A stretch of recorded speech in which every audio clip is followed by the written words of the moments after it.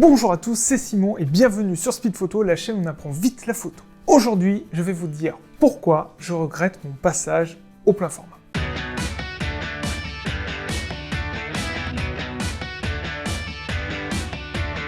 Petit sommaire.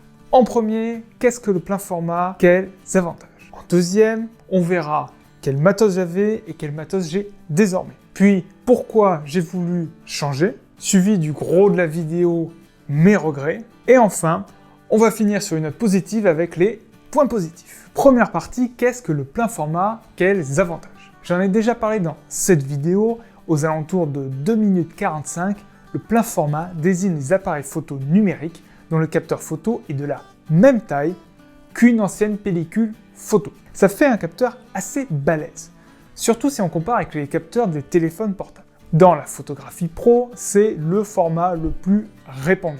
Plus petit que le plein format, on trouve le micro 4/3 et l'APS-C, qui constituent le gros des appareils entrée de gamme et moyenne gamme. Il y a deux avantages au plein format. Le premier, un plus gros capteur donne une meilleure qualité photo dès que la luminosité n'est pas optimale, car il a une plus grande surface pour capter plus de lumière. C'est un peu comme une grande fenêtre qui laisse passer plus de lumière qu'une petite. Donc quand vous n'êtes pas en plein soleil, un plein format aura l'avantage. De plus, comme c'est des boîtiers haut de gamme, les capacités de l'appareil et des objectifs compatibles sont eux aussi plus haut de gamme. Un meilleur viseur, meilleure batterie, meilleure prise en main, meilleur autofocus, etc.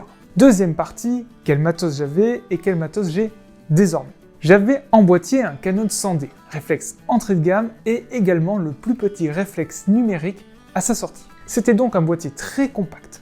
Je l'avais accompagné des objectifs suivants. J'avais donc un ensemble très complet, stabilisé, léger et pas cher avec un budget total qui s'élevait à 1 500 € neuf. 1 000 € d'objectifs et 500 € de boîtier. En plus de cela, j'avais un petit sac photo, des accessoires pour objectifs et un flash d'une marque chinoise qui faisait très bien son taf. Désormais, j'ai un Sony Alpha 7 III qui était le moins cher des pleins formats à sa sortie, mais que j'ai tout de même payé un peu plus de 2 000 € sans objectif. Pour info, c'est également un des pleins formats les plus compacts à sa sortie. Pour l'équiper, j'ai acheté deux objectifs Tamron. Le zoom grand angle 17-28 f2.8 non stabilisé payé 850 € et le zoom standard 28-75 f2.8 non stabilisé payé 770 € que j'utilise là pour me filmer. Il me manquait un téléobjectif, j'ai opté pour le Sony 70-300 stabilisé qui m'a coûté la bagatelle de 1 300 €. Je n'ai donc clairement pas acheté des objectifs hors de prix, comme par exemple ce 400 mm f2.8 G Master à 12 000 €. Mais mon budget total neuf s'établit quand même à 5 000 €. Troisième partie, pourquoi j'ai voulu changer? Globalement, mon boîtier commençait à être usé et dépassé. La mise au point était très limitée en termes de rapidité, précision et suivi. J'avais envie aussi de passer à un hybride pour le viseur électronique et non optique. Et je passais beaucoup de temps à photographier depuis 3 ans. C'était donc clairement une vraie passion et pas une simple passade. Mais pourquoi particulièrement un plein format? C'est pour la qualité des photos et il faut le dire aussi, le marketing. Mes photos en basse luminosité étaient, avec mon petit Canon, beaucoup trop bruitées et les couleurs totalement foireuses. Je les passais souvent en noir et blanc pour que le bruit et les couleurs passent mieux. Je trouvais même que certains smartphones se débrouillaient aussi bien, voire mieux que mon boîtier dans ces conditions-là. La dynamique était très limitée, c'est-à-dire que le boîtier ne gérait pas les scènes très contrastées, avec un ciel lumineux et des coins d'ombre. Je me retrouvais souvent avec un ciel tout blanc, alors qu'il était bleu à l'origine. Pour finir, la qualité vidéo était déplorable, ce qui est un peu dommage pour un youtubeur comme moi, et que vous pouvez constater dans mes anciennes vidéos. Quatrième partie, et la principale, mes regrets. J'aime faire, entre autres, de la photo de rue et de voyage. Et comme vous l'avez compris, avec mon insistance sur le tarif, quand je me balade avec mon plein format, j'ai 3 000 € entre les mains et peut-être 2 000 € dans le sac. J'ai du coup pris une assurance chez Pixel Assure. Mais ça ne retire pas l'appréhension d'un vol ou même d'une casse d'un matériel qui est onéreux. Je fais ainsi tout simplement moins de sorties photo. Avant, je n'hésitais pas à emporter mon appareil à la plage, y changer un objectif ou voire même à la fête au lit la fameuse fête indienne où on jette des pigments de couleur en l'air, je peux vous dire qu'après cette sortie, mon boîtier était disco. Maintenant, je fais très attention à mon appareil, je ne le sors que pour les grandes occasions, surtout que je n'ai pas fait un seul événement de rue depuis que je l'ai.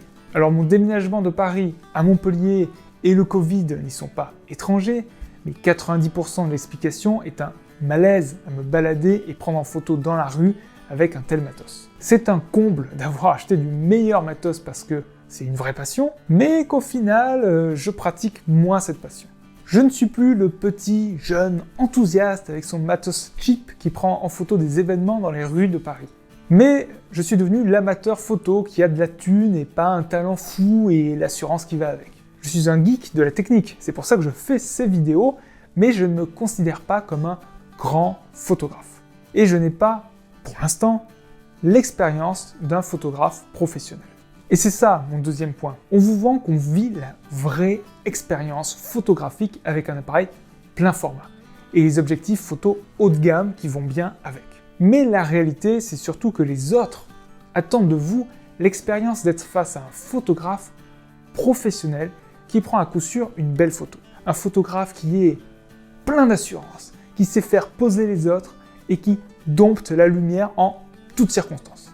Plus votre appareil est gros, plus les autres arrêteront de prendre des photos pour vous laisser faire et attendront en retour de grands résultats. Je ne suis pas ce photographe et je vis mal cette pression. De plus, mon manque de pratique et la perte de mon état d'esprit d'explorateur de la photo m'ont finalement fait régresser sur le plan créatif. Je ne me jette plus dans la foule ou à plat ventre, où je ne brandis plus l'appareil à bout de bras pour prendre une photo totalement au feeling. L'autre mauvaise surprise, mais qui concerne uniquement les pleins formats hybrides, c'est que si on fait attention à son budget, le parc objectif disponible est actuellement très réduit. C'est-à-dire qu'il y a peu d'objectifs différents qui existent, qui soient compatibles nativement avec ces boîtiers. Le Tamron 28-75 est sorti juste avant que j'achète mon boîtier et le grand angle 17-28 juste après. Je l'ai d'ailleurs précommandé. Il n'y avait pas d'autres offres d'objectifs lumineux et pas trop chers chez Sony. Le 24-70 f2.8 G Master de Sony coûte 2000 €, soit plus du double de mon Tamron. Il fait aussi 886 grammes contre 550 pour le Tamron. Car oui, se balader avec tout ce matos nécessite d'avoir un sac adapté et confortable pour porter ce poids pendant de longues heures. Sans quoi, encore une fois, le passage au plein format freine notre pratique photographique. Ce sont aussi des objectifs plus volumineux et donc moins discrets et plus intimidants pour les sujets photographiés. Ce qui est moins bien pour ma pratique de la photo de rue. Certains objectifs, notamment les longs téléobjectifs, sont monstrueux en plein format. Et ça, j'en avais pas tellement conscience. Petite comparaison entre deux objectifs ayant des focales équivalentes. Mon ancien 55-250 bas de gamme de chez Canon et le 100-400 G Master haut de gamme de chez Sony. Pour information, il faut convertir les focales d'objectifs conçus pour des capteurs plus petits pour connaître leur équivalent en plein format. Ainsi, le 55-250 pour APS-C Canon est équivalent à un 88-400 sur un plein format.